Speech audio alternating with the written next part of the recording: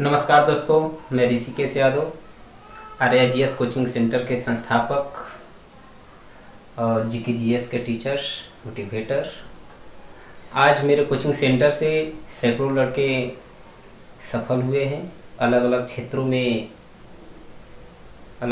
में अपना सफलता का परचम लहराए हैं।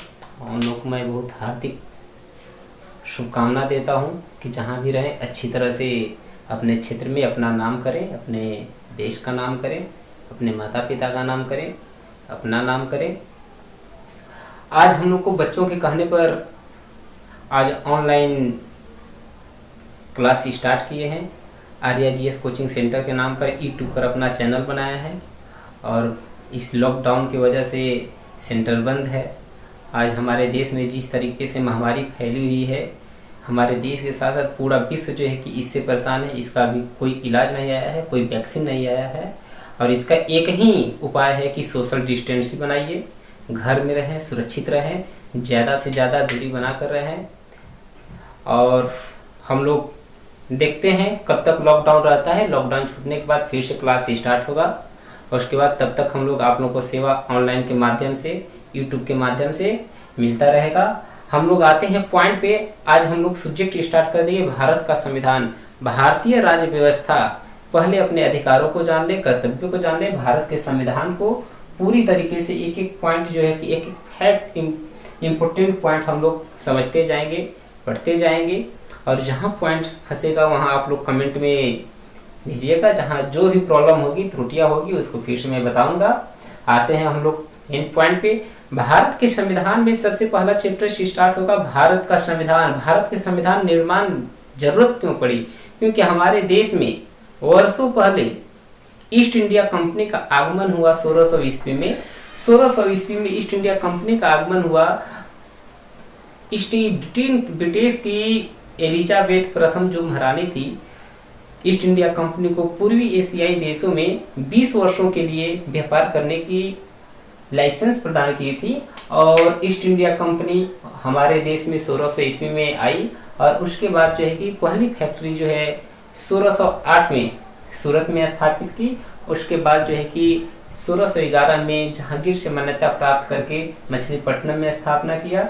और उसके बाद जो है कि हमारे भारत में जैसे ही ईस्ट इंडिया कंपनी का प्रभाव का बड़ा, प्लासी का युद्ध हुआ, बक्सर का युद्ध हुआ।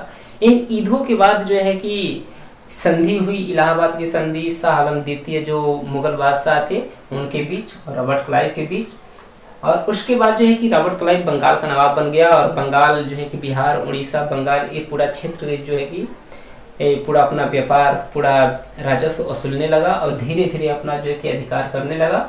उसके बाद जैसे जैसे दिन बढ़ते गया, उसके बाद आई ब्रिटिश ईस्ट इंडिया कंपनी के बाद जो है ईस्ट इंडिया कंपनी में 1772 में वारेन हेस्टिंग गवर्नर बन करके आए।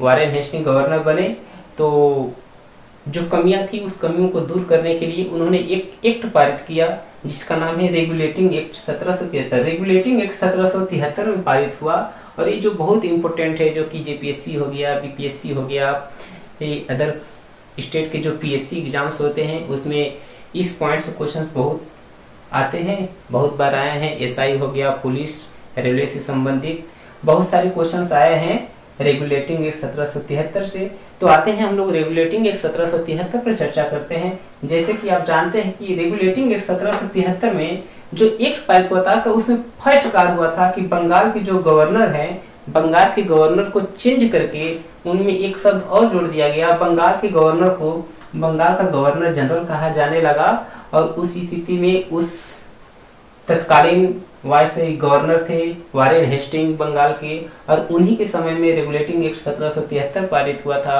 और उस तरह से वो बंगाल की अंतिम गवर्नर कहलाए। और गवर्नर जनरल जब चेंज हुआ और प्रथम गवर्नर जनरल वही कहलाए वारेन हेस्टिंग। एक बार फिर से इस पर चर्चा कर लेते हैं। बंगाल के अंतिम गवर्नर वारेन हेस्टिंग, बंगाल के प्रथम गवर्नर जनरल वारेन हेस्टिंग, क्योंकि उन्हीं के समय में रेगुलेटिंग एक्ट 1773 पारित हुआ था और उसमें विशेष भूमिकाएं थी, विशेषताएं कि 1773 रेगुलेटिंग एक्ट जो पारित हुआ था उसमें सबसे विशेषता थी उच्च न्यायालय का। कलकत्ता में एक उच्च न्यायालय पारित हुआ, जिसमें एक मुख्य न्यायाधीश, 3 अन्य न्यायाधीश थे। मुख्य न्यायाधीश सर एलिजा इम्पी को बनाया गया। 3 अन्य न्यायाधीश जो थे, चेस्ट, लिनेस्टर, हाइडे, इनकी सहायता के लिए 3 अन्य न्यायाधीशों की नियुक्ति की गई। और उसके बाद वायसराय, गवर्नर जनरल जो है, चर्चा कर लेते हैं इस पे। वायसराय पे थोड़ा सा, जब हम लोग वायसराय पढ़ेंगे या गवर्नर पढ़ेंगे तो इतिहास का इससे पहले कुछ पॉइंट है। आधुनिक भारत में हम लोग जैसे ब्रिटिश ईस्ट इंडिया कंपनी पढ़ेंगे तो पूरा वायसराय हो गए, गवर्नर जनरल, एक एक करके सभी का चर्चा करेंगे। लेकिन इससे पहले हम लोग देख लेते हैं कि गवर्नर जनरल का मदद करने के लिए एक परिषद का गठन किया गया, जिसमें 4 सदस्य हुआ करते थे। 4 सदस्य, एक गवर्नर जनरल, इन 5 लोगों ने मिल करके एक्ट पारित करते थे। जब एक्ट पारित करते थे, ये बहुमत के माध्यम से पारित करते थे। 5 लोग मिल करके जिस तरफ 3 बहुमत मिल जाता था वो पारित हो जाता था। उसके बाद जो है कि board of directors, board of directors के अंतर्गत 24 सदस्य हुआ करते थे, क्योंकि ये कंपनी के संचालन की देखभाल के लिए बोर्ड ऑफ डायरेक्टर की नियुक्ति की गई, जिसमें 24 सदस्य हुआ करते थे। इसी में से एक अध्यक्ष, एक उपाध्यक्ष करते थे। एक बार फिर से देख लेते हैं। रेगुलेटिंग एक्ट, बंगाल के गवर्नर को गवर्नर जनरल। 1774 में कलकत्ता में एक उच्च न्यायालय की स्थापना, जिसमें मुख्य न्यायाधीश सर एलिजा इम्पी, अन्य न्यायाधीश चेस्ट, लिनेस्टर एवं हाइडे हुए। परिषद का गठन के लिए 4 सदस्य का नियुक्ति की गई, जो गवर्नर जनरल का मदद करने के लिए होंगे। और बोर्ड ऑफ डायरेक्टर्स की नियुक्ति की गई, जिसमें 24 सदस्य होंगे। कंपनी के संचालन देखभाल के लिए ये नियुक्ति की गई। उसके बाद देखते हैं कि रेगुलेटिंग एक्ट 1773 को कमियों को दूर करने के लिए उसके बाद एक एक्ट पारित किया गया, जिसका नाम था पिट्स एक्ट 1784। पिट्स एक्ट 1784 में ये जो परिषद के 4 सदस्य थे, ये जो परिषद के 4 सदस्य थे, इन 4 सदस्यों में से एक सदस्य को हटा दिया गया। एक सदस्य को हटा करके उसमें सिर्फ रह गए 3 सदस्य, एक वायसराय, 4 सदस्य, उसमें 2-2 करके अपना बहुमत पारित हो जाता था। और उसके बाद इस पे चर्चा हम करते हैं कि पिट्स इंडिया एक्ट के तहत हुआ कि डायरेक्ट कंट्रोल, ये राजनीतिक कार्य की जिम्मेदारी दी गई बोर्ड ऑफ कंट्रोल को, यानी कि राजनीतिक पे कंट्रोल करना। तो ये राजनीतिक कार्य की जिम्मेदारी डायरेक्ट बोर्ड ऑफ कंट्रोल को दे दी गई और व्यापारिक कार्य की जिम्मेदारी बोर्ड ऑफ डायरेक्टर्स को दी गई। एक बार फिर से ध्यान देखेंगे कि राजनीतिक कार्य की जिम्मेदारी बोर्ड ऑफ कंट्रोल और व्यापारिक कार्य की जिम्मेदारी बोर्ड ऑफ डायरेक्टर्स की दी गई। और इसमें एक और बात कही गई कि कंपनी के अंदर कंपनी के जो भी कर्मचारी होंगे भारत में अपना निजी व्यापार नहीं कर पाएंगे, उस पर पूरी तरह से प्रतिबंध लगा दिया गया कि कंपनी के कर्मचारी भारत में अपना निजी व्यापार नहीं करेंगे। और जैसे कि हम देख लेंगे पिट्स इंडिया एक्ट में ये सब महत्वपूर्ण पॉइंट है, जैसे राजनीतिक कार्य की जिम्मेदारी बोर्ड ऑफ कंट्रोल, व्यापारिक कार्य की जिम्मेदारी बोर्ड ऑफ डायरेक्टर और कंपनी के कर्मचारी को निजी व्यापार करने पर प्रतिबंध लगा दिया गया। उसके बाद आते हैं पिट्स एक्ट 1793 पे, देखते हैं एक नजर। कंपनी के कर्मचारी का वेतन भारतीय राजस्व देने का प्रावधान किया गया। ये जो 1793 का अधिनियम पारित हुआ, इसमें जो व्यापारिक वहां से जो केंद्र सरकार है ब्रिटिश में, उन लोगों ने बोला कि आप भारत में व्यापार कर रहे हैं तो वहां पे जितने भी कर्मचारी है वहीं से पैसा उन लोग को दे दिए, यानी कि भारत के राजस्व से जो भी प्राप्त होता था यहाँ की कंपनी के कर्मचारी को पेंशन भत्ता जो भी देना होता था वो लोग दे देते थे। उसके बाद इसमें पिट्स एक्ट 1793 में एक मुद्दा था कि कंपनी के कर्मचारी को वेतन भारतीय राजस्व से देने का प्रावधान किया गया। पिट्स एक्ट 1813 ये भी इम्पोर्टेंट है। पिट्स एक्ट 1813 में कंपनी के व्यापारिक कार्य, कंपनी केवल देखिए वहां पे थोड़ा सा ये हुआ कि कंपनी का जो व्यापारिक कार्य था ना उसको थोड़ा सा सीमित कर दिया गया। और सीमित ये कर दिया गया कि कंपनी के व्यापारिक कार्य को सीमित कर दिया गया कि कंपनी केवल चीन देश के साथ ही व्यापार कर सकती है। बहुत बड़ा मुद्दा है, ध्यान से देखिएगा। कंपनी 1813 जब एक्ट पारित हुआ उसमें कहा गया कि कंपनी केवल चीन देश के साथ ही व्यापार कर सकती है और भारत में वह सिर्फ चाय का व्यापार कर सकती है। भारत में सिर्फ चाय का व्यापार कर सकती है। और इस एक्ट में एक और बात कही गई कि मिशनरी ईसाई मिशनरी जो थे अपना भारत में उन लोगों को दिया गया कि अपने धर्म का प्रचार प्रसार करने में उनको छूट दिया गया ईस्ट इंडिया कंपनी के द्वारा कि मिशनरी ईसाई जो है कि अपने धर्म का प्रचार स्कूल के माध्यम से जैसे भी यहाँ पर आकर के अपना धर्म का प्रचार प्रसार करेंगे। और उसके बाद आते हैं हम लोग पिट्स एक्ट 1833 पे। पिट्स एक्ट 1833 बहुत इंपॉर्टेंट है। पिट्स एक्ट 1833 में क्या हुआ कि जो बंगाल, उस समय बंगाल का गवर्नर हुआ करते थे, जो सारे लोग बंगाल के जो गवर्नर हुए, अब धीरे धीरे अपना बंगाल गवर्नर अपना धीरे धीरे अधिकार करते करते पूरे देश में अपना अधिकार कर लिया। और जो बंगाल का गवर्नर होता था, एक 1833 जब पारित हुआ एक, बंगाल का गवर्नर भारत का गवर्नर बन गया, यानी कि बंगाल के गवर्नर को भारत का गवर्नर कहा जाने लगा। और उस स्थिति में उस समय तत्कालीन गवर्नर थे बंगाल का लॉर्ड विलियम बेंटिक।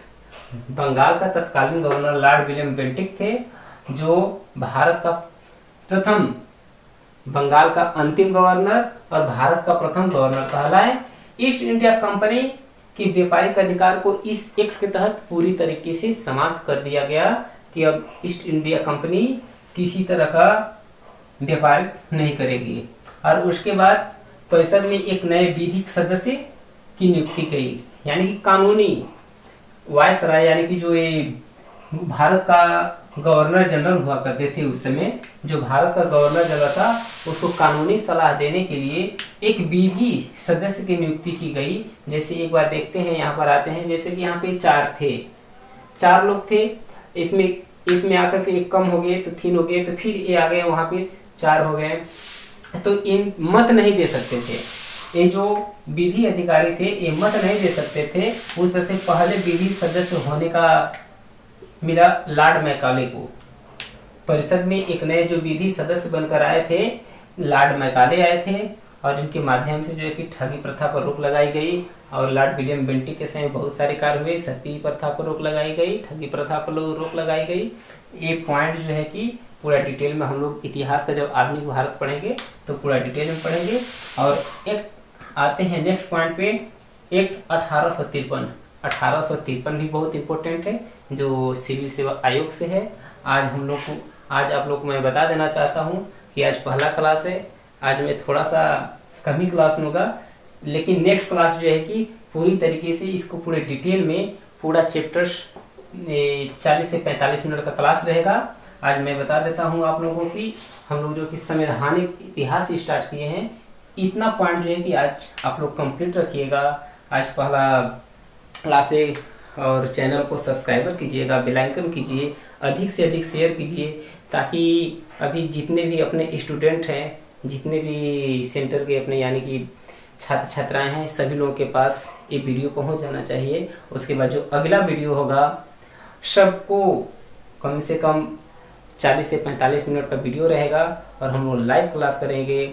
और उसके बाद जो है कि आज शाम को भूगोल का क्लास मैप के साथ, लगभग उम्मीद है कि भारत का भूगोल स्टार्ट कराऊंगा, पूरे मैप के साथ जो है कि भूगोल का क्लास चलेगा। और सुबह में चलेगा इतनी संविधान, और शाम को चलेगा भूगोल। संवैधानिक इतिहास पढ़ने के बाद भूगोल संविधान का पूरा और जो कि एक एक पॉइंट जो है कि अच्छी तरह से हम लोग चर्चा करेंगे। आज का यही क्लास रखते हैं, ठीक है। और नेक्स्ट पॉइंट जो है कि इसका पार्ट 2 जो है कि कल सुबह में मिलेगा आप लोगों को। आज यहीं पर धन्यवाद। सब्सक्राइब करें चैनल को, बेल आइकन दबाएं, शेयर करें। Thank you, good bye.